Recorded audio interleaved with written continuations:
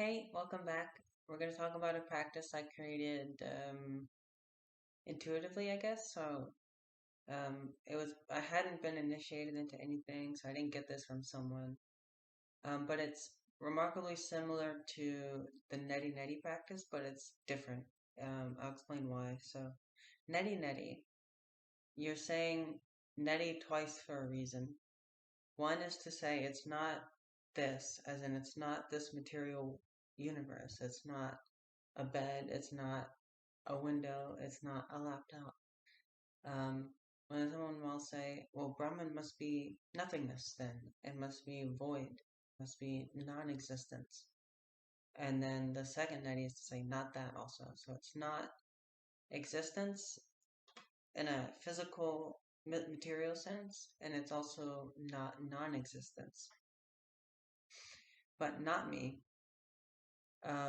It's more personal. So with Neti, it's impersonal, like we're sussing out the reality. So the reality is not this, and the reality is also not emptiness.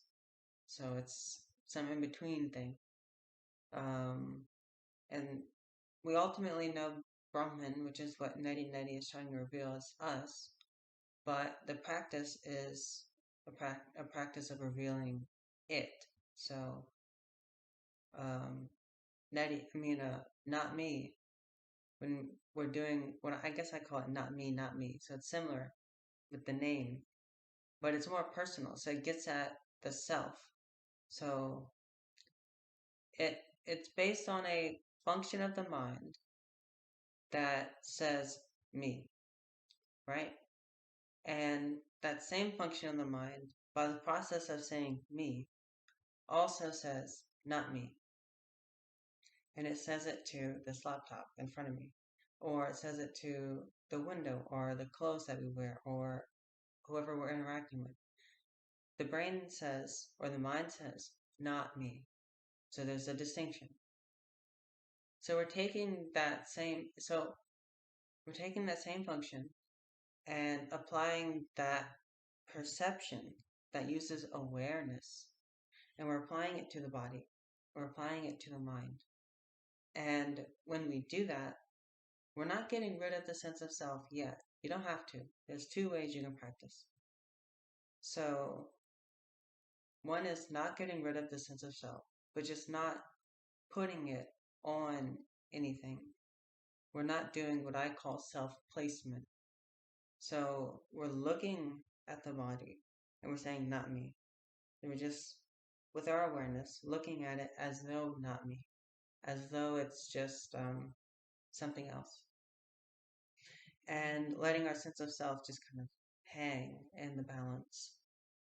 And then we have all these thoughts, and we have ideas of personality, and we just say, not me, but that's not me. And we're just letting everything exist as it is. And then the sense of self kind of just expands naturally. Because when we're placing a self, we're placing it here. We're condensing everything.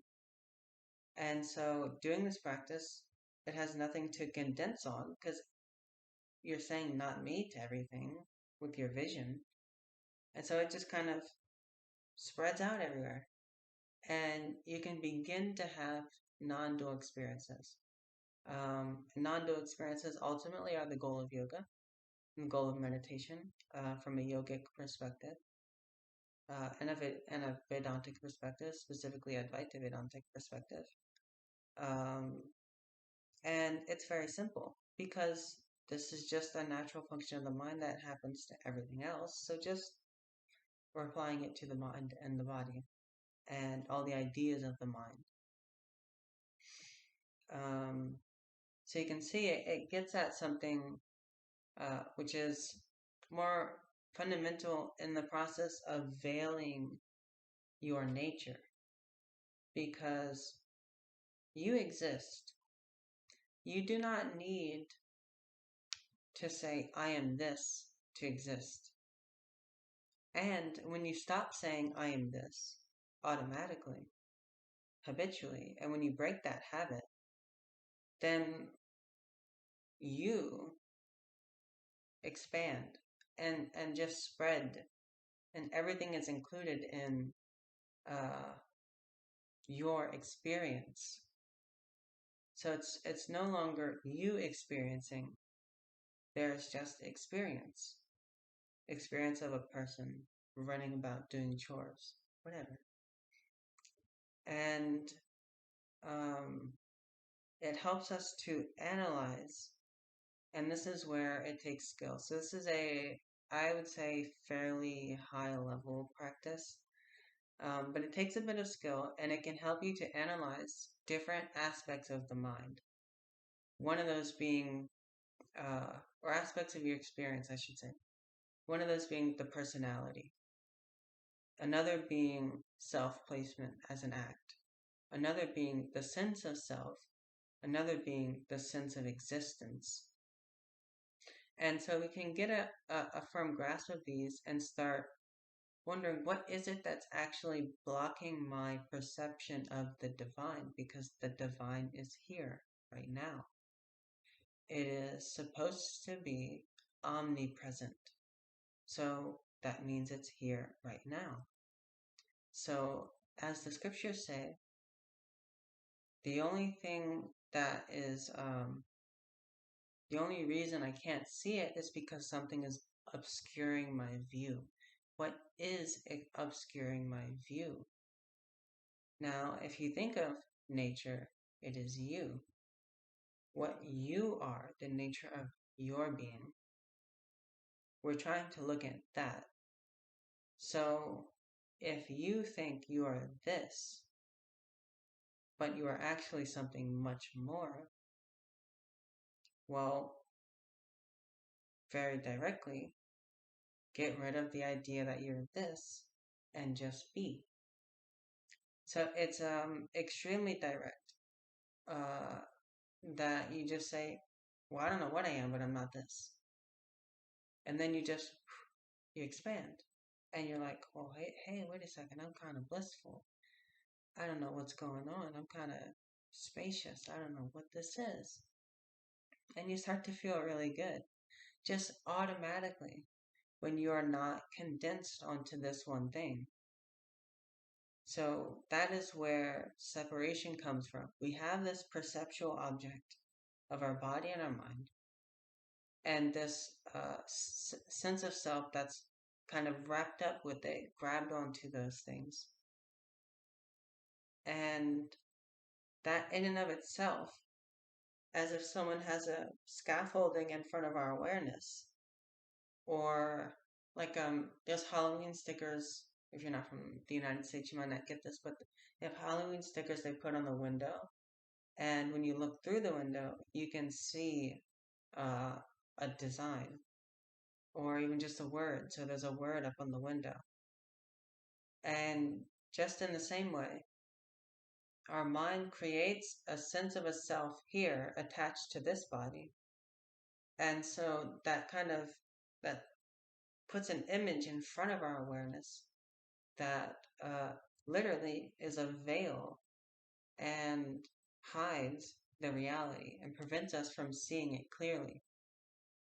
So if we can just remove the placement of the self from those things and just let it go, then whoa, we get to see a lot more of the picture. And that's not the end of the not me practice, but it's definitely a good start. I will talk about where I consider this practice to be able to take you, which is all the way to transcendence, if you are skilled enough, I should say. So, where does the sense of self get its beingness from? So, it has two aspects. Sense, so we sense it, we can know it's there. And then self. So, self implies being, existence. But it's a self, it's a you, it's a me. I am existing is the sense of self. So, really, what we see here is the mind has an idea of a self. And this idea of a self is one that is ephemeral, or however you say that word. It's immaterial. It doesn't have a solid existence. It's just an idea. And then there's the sense of existence, just pure being. The sense that existence is. And that idea of a self by the mind, which contains that sense of existence also. These are both mental objects. And it puts it onto the sense of existence. So then you have the sense of existence, which is a self. So then you have a sense of a self that is here.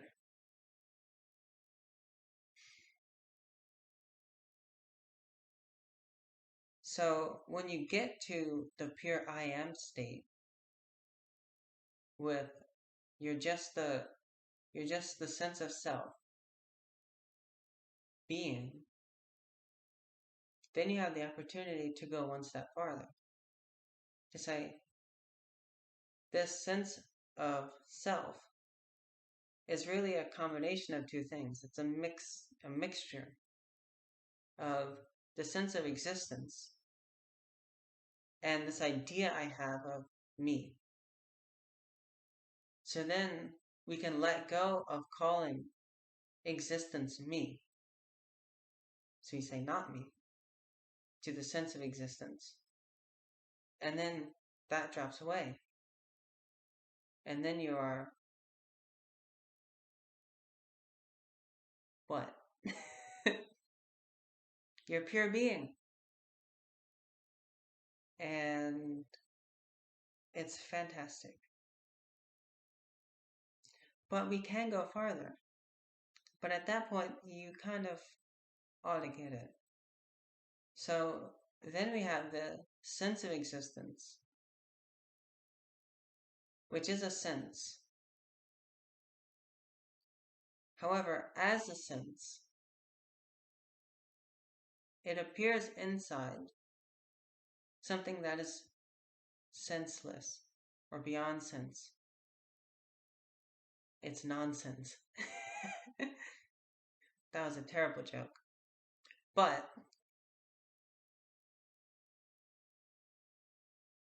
as such, the sense of existence is not pure existence itself. It's the cognition of existence, the recognition of existence. And as such, there's a sense produced out of it. So it's anything appearing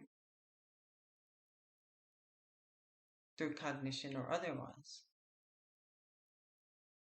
or by recognition, so a wordless recognition. By the very nature of its appearance, there's a sense of it, so there's a sense of its being. But seeing from a deeper place, there isn't any sense of anything. There's just pure being.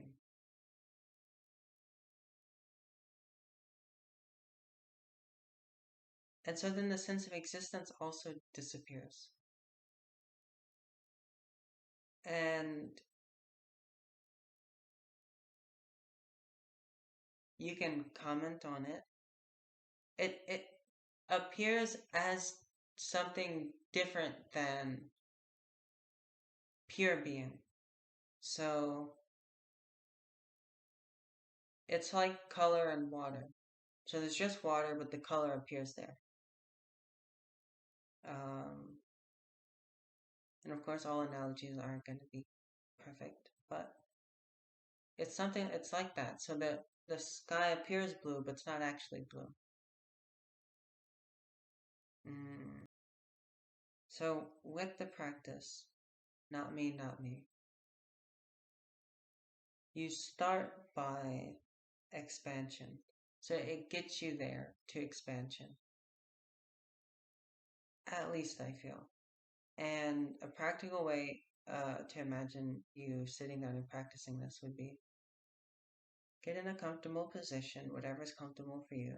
Um, if you've been meditating for a while, um, you probably know what's comfortable for you, so what you can sit in for a certain amount of time.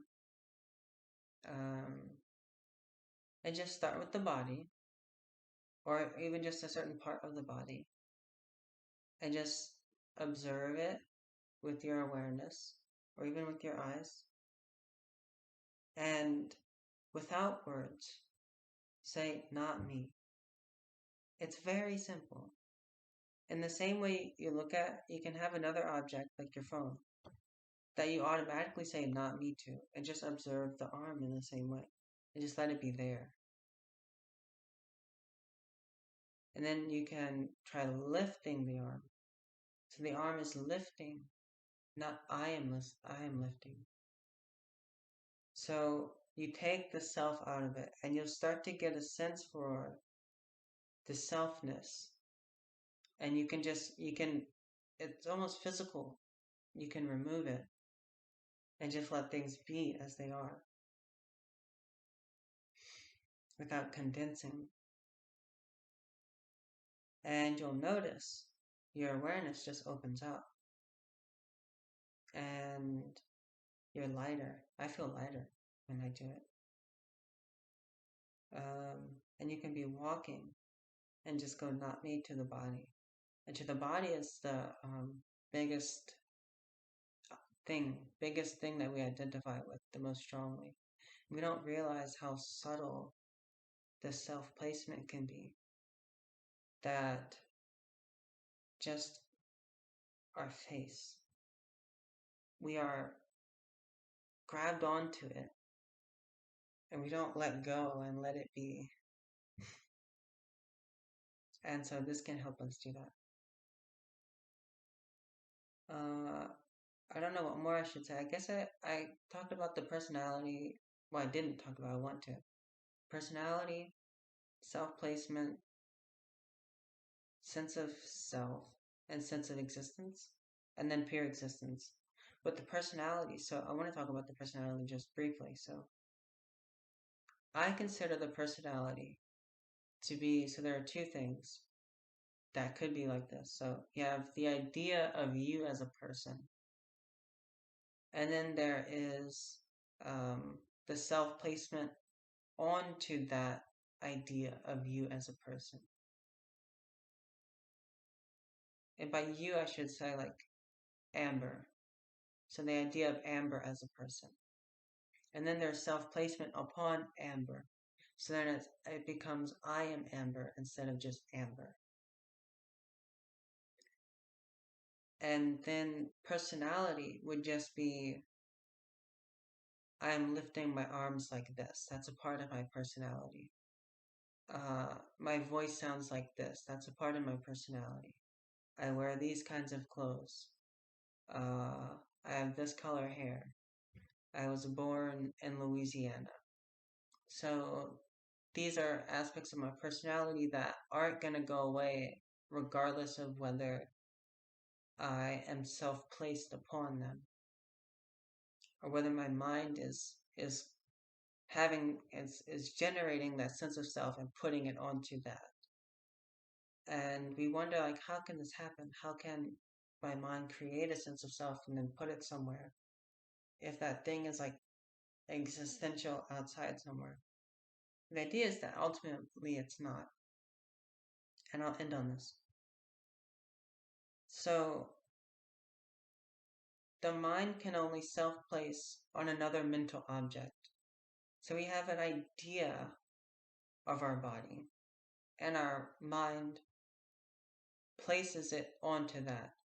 Another way is we have the mental experience of touch, and that's where the shape of our body comes from. That's how we know what shape it is, aside from vision. Primarily is the sense of touch. It has this size. Our brain like formulates that image of the body. Our mind does this. And so it has that information, that experience in the mind, and as such, it can mix that with whatever it wants. So it can mix that with all kinds of delusions or whatever. Or it could also just not mix it with anything. And so not mixing it with anything is ultimately the state of a jnani who just lets everything be and just sees as it is, just sees reality. Anyway, I hope you like that. That practice, I did it a lot last summer. I mean, it helped me really understand the mechanics of veiling the truth. And this helped me get a better control over bliss and experiencing reality truly. And I consider reality to be only truly perceived with bliss being there, joy, awe, melting bliss. Um, so, yeah, goodbye. Many blessings. Oh, if you liked it, hit the like button. If you have something to say, please comment. I want to hear from you. Um, if you have something bad to say, I also want to hear from you. And subscribe if you want to. I will be making more content. Maybe some guided meditations soon. You never know. Anyway.